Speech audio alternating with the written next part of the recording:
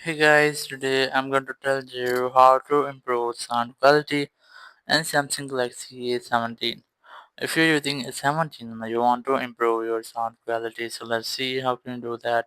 You just have to open your settings app.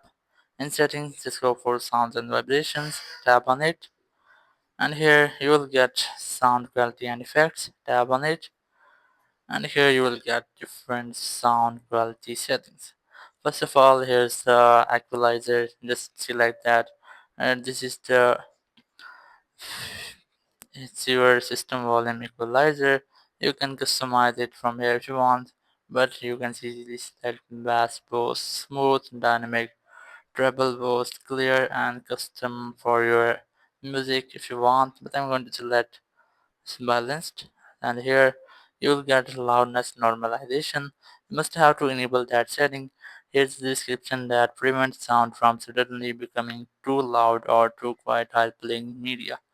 If you are playing any media, it might be a video or a music, so it will prevent that your sound will not become suddenly too loud or too quiet. So here's some app sound settings. You can make app sound settings, and here's the adapt sound, and here you must have to read that see that this adapt sound give you a perfect sound that's tuned just for your ears. It works whenever you are wearing headphones.